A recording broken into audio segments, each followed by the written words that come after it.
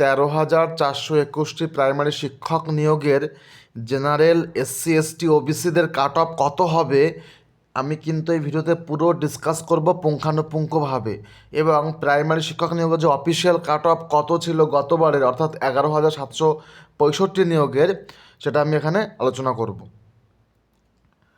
তো বন্ধুরা, ভিডিওটা কিন্তু অবশ্যই হেল্পফুল হবে।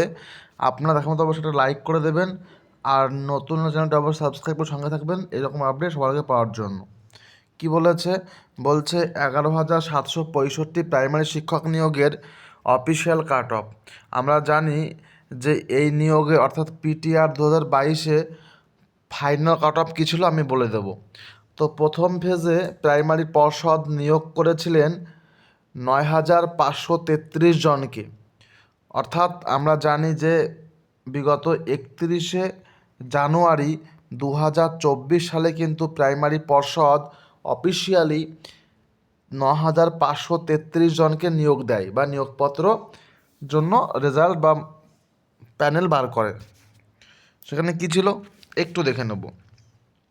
প্রথমে দেখব আমরা জেনারেল কাট অফ ছিল 33.099।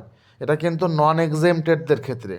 আমি আবারও বলছি, ক্যাটেগরি দুটো, একটা হচ্ছে এসসি এসটি ওবিসি জেনারেল, আর একটা হচ্ছে সাব ক্যাটেগরি হচ্ছে নন এক্সেমটেড।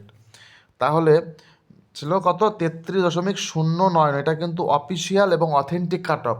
আমি কিন্তু প্রচুর পরিশ্রম করে এটা বানিয়েছি, তার জন্য অবশ্যই আপনারা একটা কমেন্ট করবেন এবং লাইক করে প্রচুর শেয়ার করে দেবেন। পরবর্তী দেখে নিন, আছে কি এসসিদের ছিল 27.402। এসসি এটা নন এক্সামটেড ক্যাটাগরি। আর কি রয়েছে? এসটি অর্থাৎ শিডিউল ট্রাইবদের কিন্তু কাট অফ ছিল না 24.546। এটা কিন্তু একটা গুরুত্বপূর্ণ তথ্য আমি বলে দিই, স্টার এই জন্যই দিয়েছি, এখানে কিন্তু শূন্যপদ কিন্তু পূরণ করতে পারেনি প্রাইমারি পর্ষদ, অর্থাৎ এসটিদের কিন্তু তাদের কিন্তু কোনো রকম ক্যান্ডিডেট তারা কিন্তু খুঁজে পায়নি পর্যাপ্ত পরিমাণে। তাই এসটিদের কিন্তু খুব সুবিধা নিয়োগের ক্ষেত্রে, এটা আমরা দেখেছি, এবারও তাই থাকবে। এসটি যারা অবশ্যই কমেন্ট করবেন, আর এসটিদের কিন্তু সুযোগ রয়েছে প্রচুর পরিমাণে।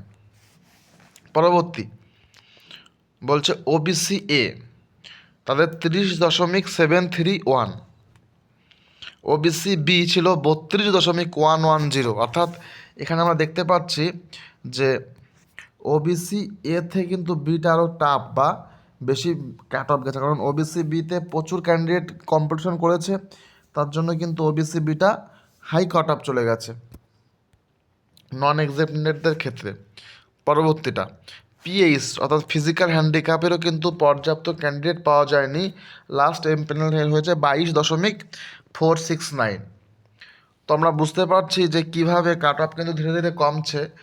33 ছিল জেনারেলদের, আর পিএইচ হচ্ছে 22, মানে প্রায় 11 নম্বর কিন্তু কমে গেল। পিএইচ এসটিদের কিন্তু খুব সুবিধা রয়েছে এই নিয়োগে। এবার চলে আসবো আমরা যে এক্সেমটেড জেনারেল হচ্ছিল 30.736, এসসি ছিল 30.158, প্যাটেজার ছিল 29.559।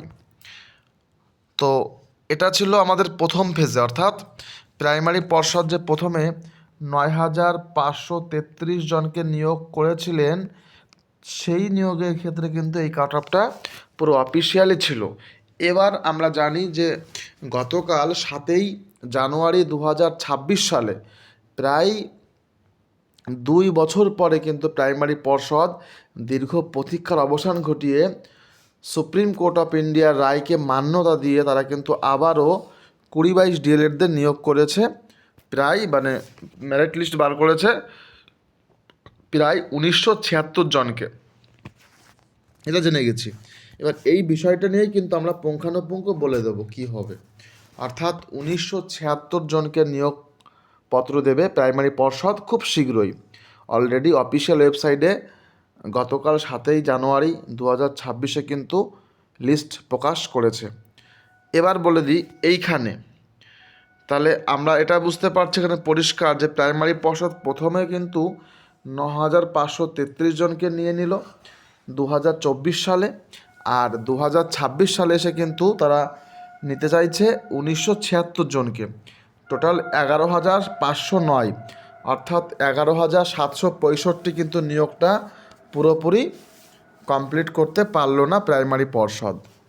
ঠিক আছে, অর্থাৎ একটু কম থাকে। আমরা জানি যে প্রত্যেক রিক্রুটমেন্ট সম্পূর্ণ হয় না, কারণ 100% সম্পন্ন করা সম্ভব নয়, সেখানে ওই 90%, 85, 92 এরকম হয়।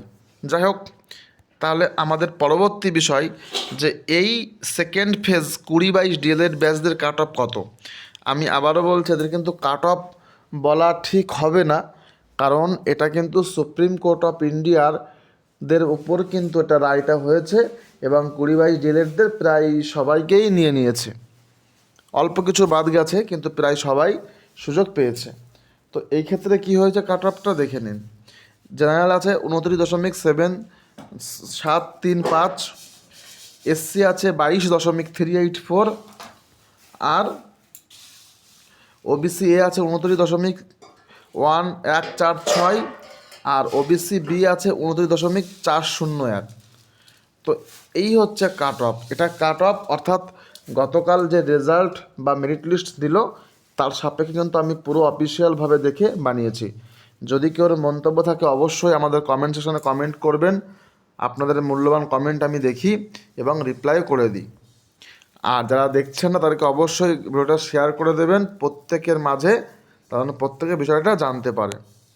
এবার কি বলেছে, এইবার যেটা মূল বিষয় যে চলতি 13,421টি প্রাইমারি শিক্ষক নিয়োগের এক্সপেক্টেড কাট অফ কত হবে আমি এই সাপেক্ষে বলে দিচ্ছি।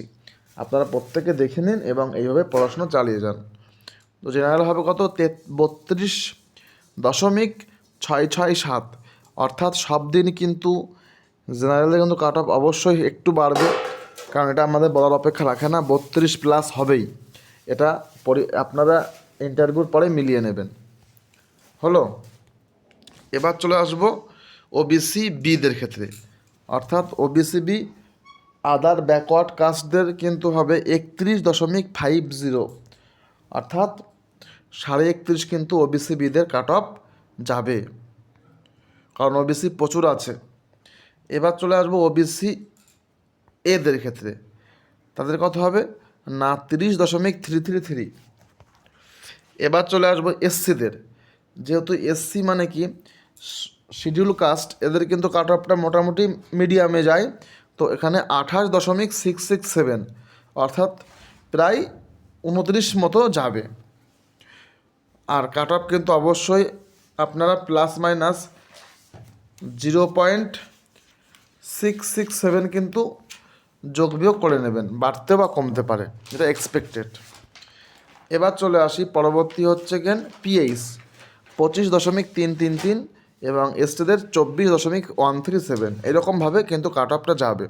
এবার বলে দিই যে কত একাডেমিক থাকলে আপনারা সেভ।